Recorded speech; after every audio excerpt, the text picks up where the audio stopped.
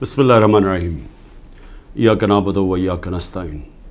मेरे पाकिस्तानियों, सबसे पहले तो योब के अंदर जो हमारे फ़ौजी शहीद हुए और जो ज़ख्मी हुए, मैं सारी कौम की तरफ से उनके ख़ानदानों को, उनके बहन भाई रिश्तेदार, बीवी बच्चे, माँ बाप, हम सब सारी कौम की तरफ से आपके लिए दुआ करते हैं कि अल्लाह आपको सब्र दे और आपको ताकत दे ये मुश्किल वक्त का सामना करने के लिए।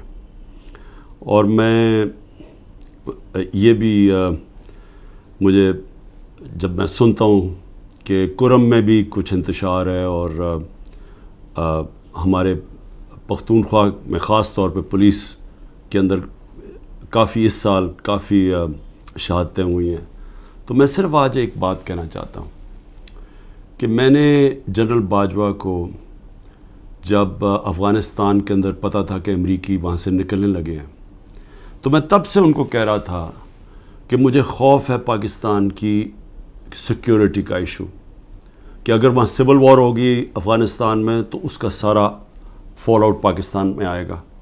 मैं अपनी कैबिनेट को बताता रहा, सारी मेरी कैबिनेट गवाह है कि मैं उन सब को कहता था कि जो 21 और 22 की सर्दियाँ वो हमारे लिए बहुत अहम, क्रिटिकल हैं, मुश्किल हैं, सबको मैं बताता था। और मैंने जब जनरल फैज़ की बात की और जनरल बाजवा को मैंने समझाया कि सिर्फ जनरल फैज़ को सर्दियों तक इसलिए रखना चाहता हूँ कि वो 5 साल से वो सिक्योरिटी चीफ़ हैं, इंटेलिजेंस के चीफ़ थे पाकिस्तान में, उनके राब्ते थे अफ़गानिस्तान के तालिबान से भी, दूसरी हुकूमत से भी, और उनका होना उस वक़्त बड़ा ज़रूरी था जब ये चेंज ओवर हो रहा हो। तो मैंने कभी भी ये नहीं सोचा था कि आर्मी चीफ़ जनरल फैज़ को मैंने बनाना है, क्योंकि मुझे तो पता ही नहीं था बाकी कौन थे जो रनिंग में थे। लेकिन ये जनरल बाजवा ने अपनी उनको लोगों को बताया हुआ था कि इमरान खान ने फ़ैसला किया हुआ है, उनको मेरे ख़िलाफ़ किया। और जो असल इशू था कि जब ये चेंज ओवर हो रहा था अफ़गानिस्तान में, तो ये बड़ा इम्पॉर्टेंट था कि उस वक्त जो एक्सपीरियंस्ड सिक्योरिटी चीफ था वो डील करता, क्योंकि अगर हमने, और मैं मेरी कैबिनेट गवाह है इसकी, मैं बार बार कहता गया कि अगर हमने ये सही तरह ट्रांजिशन हमने ना की तो पाकिस्तान को मसले मसाइल आएंगे। और शुरू में कुछ नहीं हुआ, लेकिन क्योंकि ना टाइम दिया गवर्नमेंट ने, जो इन्होंने फेडरल गवर्नमेंट लेके आए, ना इनको कोई इंटरेस्ट था, ये तो अपने चोरियां माफ़ करने में लग गए आते साथ ही, ना इनको समझ थी। उसके अलावा जो मसला आया, जैसे हमने गवर्नमेंट्स अपनी पख्तूनख्वा की और ये पंजाब की जब ख़त्म की, और ये जो केयर टेकर सेटअप आया, केयर टेकर सेटअप को उनको कोई इंटरेस्ट ही नहीं है इस चीज़ के अंदर, ना उनकी कोई अहलियत है। पख्तूनख्वा के केयर टेकर सेटअप की बात कर रहा हूँ, वहाँ ANP और JUI वहाँ हुकूमत कर रही हैं केयर टेकर के नाम पे, और वहाँ ज़रा आप करप्शन की ज़रा रेट्स देखें कि जो करप्शन किस लेवल की हो रही है, लेकिन किसी को उसकी परवाह नहीं है। सिर्फ एजेंडा एक है कि किस तरह तहरीक इंसाफ को ख़त्म करना है। हर रोज़ तहरीक इंसाफ के लोगों के घरों पे जाते हैं, उनको वहाँ पख्तूनख्वा में गाड़ियाँ उठा लेते हैं। पख्तूनख्वा के अंदर जिधर ख़ास तौर पे कंजर्वेटिव हैं लोग, उधर घरों में भी घुसना शुरू हो गए हैं, और सिर्फ कोशिश उधर भी और सारे पाकिस्तान में है कि इस वक्त तहरीक इंसाफ को कैसे ख़त्म करना है। सारा इंटेलिजेंस एजेंसीज़ की कंसंट्रेशन बजाय ये कि वो देखें कि मुल्क को सिक्योरिटी दें, जो कि ये फैलती जा रही है, ये जो दहशतगर्दी है, बजाय उसके ऊपर कंसंट्रेट करें, वो सारी कंसंट्रेशन है कि इस पार्टी को कैसे ख़त्म करना है। इलेक्शन आ रहे हैं, इलेक्शन से पहले पार्टी को कैसे ख़त्म करना है। मैं आज इसलिए भी आपसे बात करना चाहता था कि मुझे अजीब सी ख़बरें आ रही हैं, जो लोग जिनको इस वक्त रखा हुआ है जेलों के अंदर, अब क्या कोशिश की जा रही है, अप्रूवर्स ढूंढे जा रहे हैं। हमारे लीडरशिप से या वो लोग जो पकड़े हुए हैं उनसे अप्रूवर क्या बन रहे हैं, अप्रूवर का वादा माफ़ गवाह क्या है कि जी ये कहें कि ये इमरान खान के कहने के ऊपर ہم نے یہ کور کمانڈر کے گھر میں حملہ کیا، اور وہاں جا کے یہ بھی سننے ہیں، ذرا سنیں بات، کہ وہاں جو کاغذات جو سیکرٹ فائلز پڑی تھی ان کو کسی طرح آگ لگانی تھی یا کیا کرنا تھا۔ یہ عمران خان کہہ رہا ہے کہ فوجی انسٹالیشنز کے اوپر اٹیک کرو، اور ادھر پھر کوئی سیکرٹ فائلز، یہ بھی کہیں 164 کے بیان لکھوانے کی کوشش ہو رہی ہے ان لوگوں سے، میجسٹریٹ کے سامنے جا کے کہے کہ جی عمران خان نے مجھے بھیجا تھا وہاں، اور آگ بھی لگانے کو اور پھر وہ کوئی فائلیں بھی جلانے کو۔ اب میں جو یہ کرنے کی کوشش کر رہے ہیں، میرا آپ سے سوال ہے، پہلی چیز کہ کیا یہ پبلک مان جائے گی اس کو کہ عمران خان چاہے گا کہ فوجی نہتے شہریوں سے فوج کے اوپر اٹیک کروائے گا عمران خان؟ یا تو چلیں یہ کہنا بغاوت کا مطلب ہوتا ہے کہ بندوقوں سے اٹیک ہوتا ہے، سول وار میں دونوں طرف بندوقیں ہوتی ہیں، آپ سول وار کی بات کر رہے ہیں نا، بغاوت کیا؟ اپنی فوج کے خلاف اگر عمران خان کرے گا تو وہ کوئی عورتیں جن کو پکڑا ہوا ہے، کیا وہ عورتیں جائیں گی وہاں، اور وہاں نوجوان جائیں گے جن کے پاس کوئی ہتھیار نہیں ہوں گے، وہ جا کے اٹیک کریں گے فوج کو؟ کوئی یہ عقل ہے؟ یہ کیا یہ لوگ مان لیں گے یہ؟ اور پھر بیان یہ دے رہے ہیں کہ کوئی کاغذات وہاں، کوئی میں نے ملک کی سیکرٹس کے اوپر کوئی کچھ کرنا تھا، یعنی میں نے کوئی ان کی سیکرٹ فائلز کوئی جلانی تھی یا کیا کرنی تھی۔ عمران خان کا جینا مرنا پاکستان میں، اس کی کوئی باہر نہ پراپرٹیز ہے، نہ پیسہ ہے، نہ بینک اکاؤنٹس ہیں۔ کیا وہ جس ملک کے اندر جینا مرنا چاہے گا، وہ چاہے گا کہ اس ملک کی فوج تباہ ہو جائے؟ اور جب کہ اس کو پتہ ہے کہ ساتھ والا جو ہمارا ہمسایہ ہے، اس کے اندر جو RSS کی آئیڈیالوجی ہے، جو ان کا نظریہ ہے، وہ پاکستان کو تسلیم ہی نہیں کرتے۔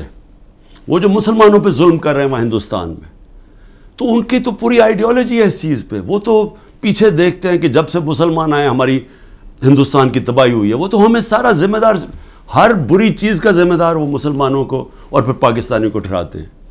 تو کیا عمران خان جو ایک آزاد انسان ہے، وہ چاہے گا کہ اپنی فوج کمزور ہو جائے؟ اور فوج کمزور ہونے کا مطلب کہ ملک پھر ٹوٹ جائے، کیونکہ اتنا بڑا جو ہمارا ہمسایہ جو مضبوط ہوتا جا رہا ہے، تو ان کے تو آپ تھنک ٹینکس میں دیکھیں، ان کے تو تھنک ٹینک کہتے ہیں کہ پاکستان کو 3 حصے میں کر دو۔ سو پہلے تو یہ جو 164 کا بیان ہے، یہ اگر لکھوا بھی لیں گے لوگوں سے، کیا یہ قوم مان جائے گی؟ کیا 9 مئی کا قوم مان گئی ہے کہ یہ عمران خان نے ساری سازش کی تھی؟ یعنی اپنے اوپر یہ حملہ کروایا پہلے کمانڈو سے، اور اپنے آپ کو پھر اس نے جیل میں ڈلوایا، اور پھر وہ سارا پلان کے تحت اس نے فوج کے اوپر حملہ کروا دی۔ کیا یہ قوم مان گئی ہے؟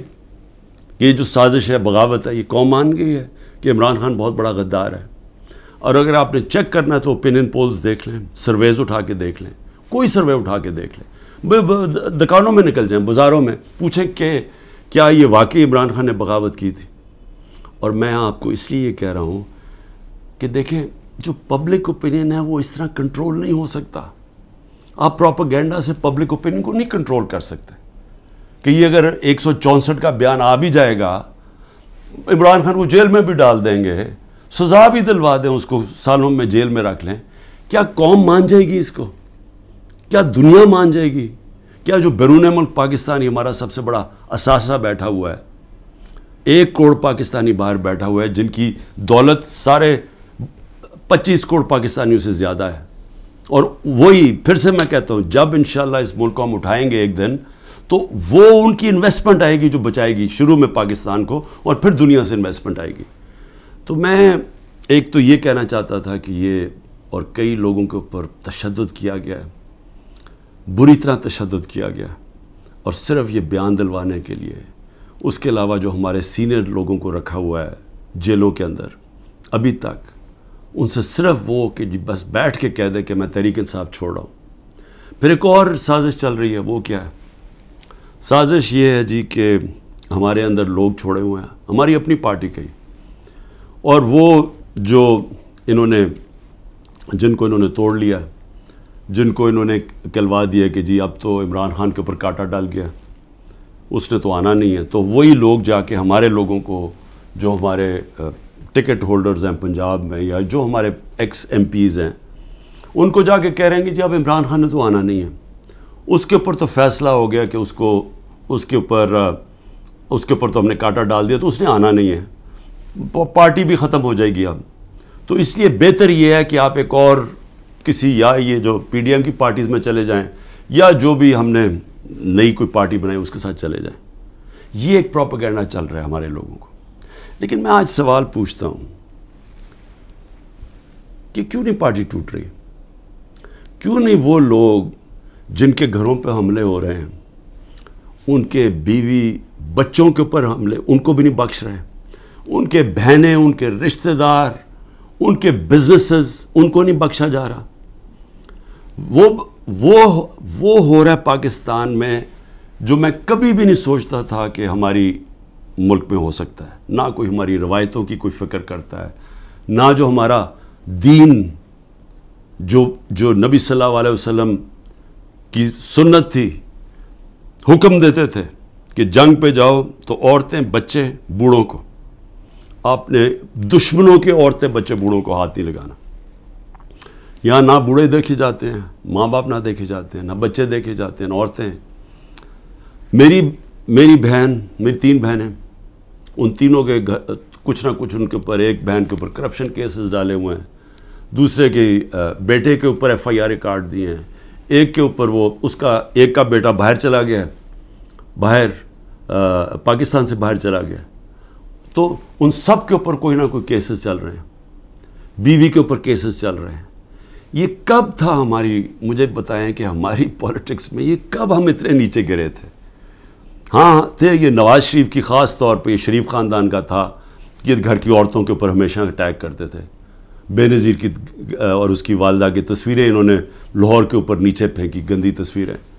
انہوں نے وہ جو ویڈیو ٹیپس، مریم ماہر ہے ٹیپس کے اوپر، وہ ٹیپس بنا لیتے ہیں، بلیک میل کرتے ہیں. یہ تو تھا ان کی روایت پرانی. لیکن یہ ہماری اس قوم کے اندر، ہمارے کبھی بھی ویلیو سسٹم میں اس طرح ہم کبھی بھی نہیں گرے تھے. اس کے علاوہ لوگوں کو اغوا کیا ہوا ہے. اور میں یہ ذرا بتا دوں کہ ہمارا اظہر ماشوانی، ہمارے سوشل میڈیا کا، اس کا بھائی کو 2 مہینے سے اٹھایا ہوا ہے. ہمارا جو علی اوان ہے، ہمارے اسلام آباد سے جو MN ہے، ان کے بھائی کو، وہ ایک پروفیشنل ہے، اس کا تعلق ہی کوئی پارٹی سے نہیں ہے، اس کو اغوا کر کے لے گئے.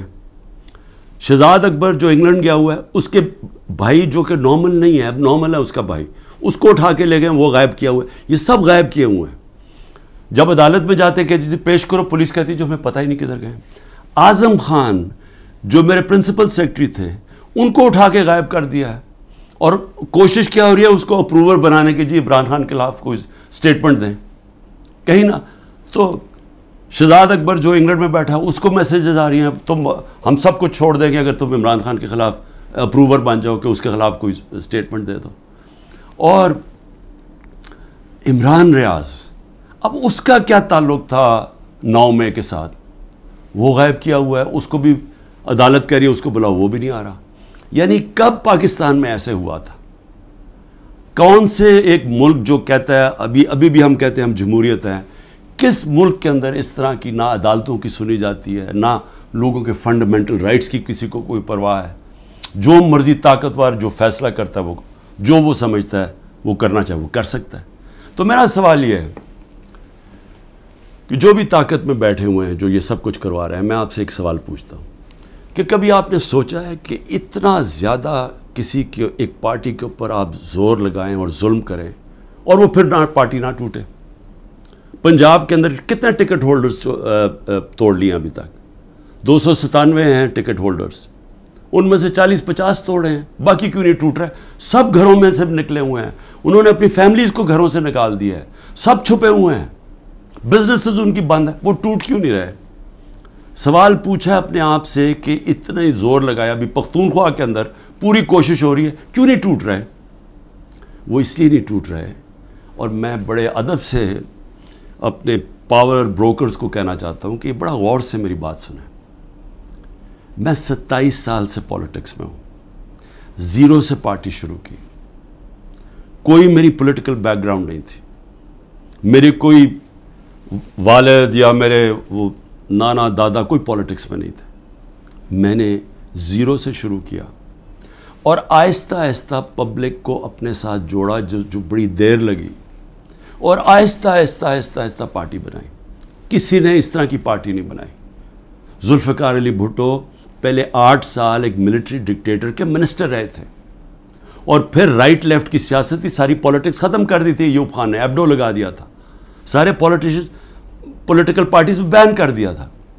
اس کے اندر ذوالفقار علی بھٹو نے پھر پیپلز پارٹی بنائی، اور ان کو بھی 4 سال لگے اور وہ پھر پاور میں آ گئے. اور اس کے علاوہ باقی کسی کا باپ پارٹی تھا، کسی کا دادا تھا، کسی کا نانا تھا. ایک نواز شریف نے وہ کس طرح پارٹی بنائی. جنرل ضیاء نے فیصلہ کیا، جنرل جیلانی نے ریکویسٹ کی کہ جی یہ بڑا اچھا بچہ ہے، اس کو لے آئیں. والد صاحب نے کہا کہ جی اور کسی کام کا نہیں تو چلو اس کو پولیٹکس میں ڈال دو. وہ پولیٹکس میں آ گیا. اس کو مینوفیکچر کیا گیا. جی ایچ کیو کے اندر نواز شریف مینوفیکچر ہوا. ایک ٹیسٹ ٹیوب بیبی پیدا کی گئی پولیٹکس میں. وہ اس طرح پولیٹکس میں آیا تھا. تو تجربہ، میں صرف یہ کہہ رہا ہوں کہ جس آدمی نے زیرو سے پارٹی شروع کر کے 2 پارٹی سسٹم بریک کر کے آج اللہ کا کرم ہے سب سے بڑی پارٹی ہے پاکستان میں، تو کم از کم میرے ویوز ہی سن لیں. کیونکہ یہ جو بھی آپ حربے استعمال کر رہے ہیں یہ آپ کامیاب نہیں ہونے لگے. یہ آپ ملک کی تباہی کریں گے لیکن آپ کامیاب نہیں ہوں گے. کیونکہ دیکھیں، جب ایک آئیڈیا، اور یہ پولیٹکس یہ 90 کی دہائی کی پولیٹکس نہیں ہے. 90 کی دہائی میں پولیٹکس کیا تھا؟ الیکٹیبلز تھے. اسٹیبلشمنٹ انہیں ایک طرف ایک پارٹی کا ساتھ دیتی تھی، الیکٹیبلز تھوڑے ادھر چلے جاتے تو پارٹی جیت جاتی تھی. یہ تھی 90 کی دہائی کی پولیٹکس. اور پھر یہی آگے جب جنرل مشرف نے کیا کیا، پہلے 2/3 اکثریت والی نون لیگ، ان کو کوئی تشدد نہیں کیا گیا. ان کو کسی صوبے دار کا بھی ٹیلی فون آتا تھا نا تو وہ سیدھا کاف لیگ پہ چلے جاتے تھے.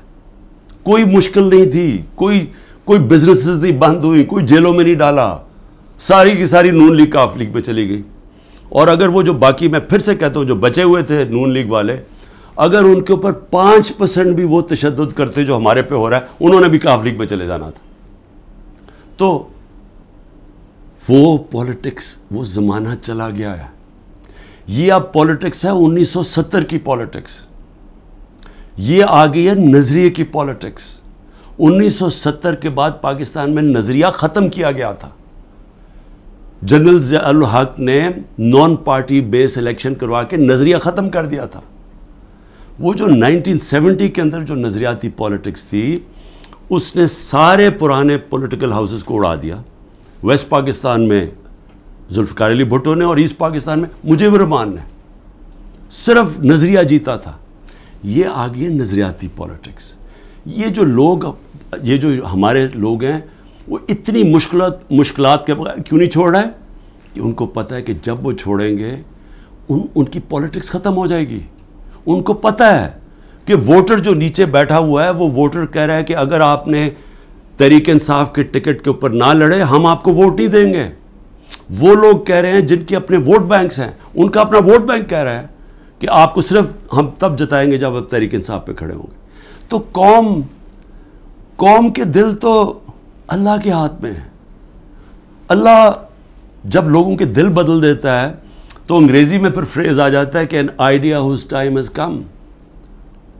No number of armies can destroy an idea whose time has come. جتنی مرضی فوجیں ہوں، وہ جب ایک نظریے کا وقت جو اللہ ڈالتا ہے دلوں میں، جب وہ آ جاتا ہے آپ کچھ نہیں کر سکتے.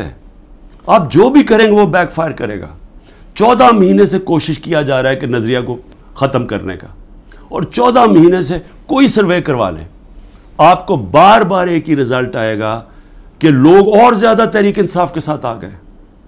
اس لیے میری ریکویسٹ یہ ہے کہ یہ پولیٹیکل انجینئر سے ملک کو تباہ کر رہے ہیں.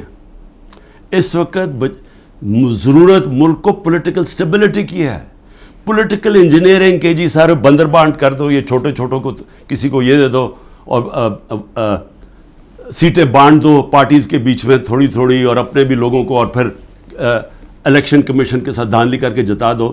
یہ ملک کو ڈی سٹیبلائز کرے گا، یہ سٹیبلٹی نہیں لے کے آئے گا.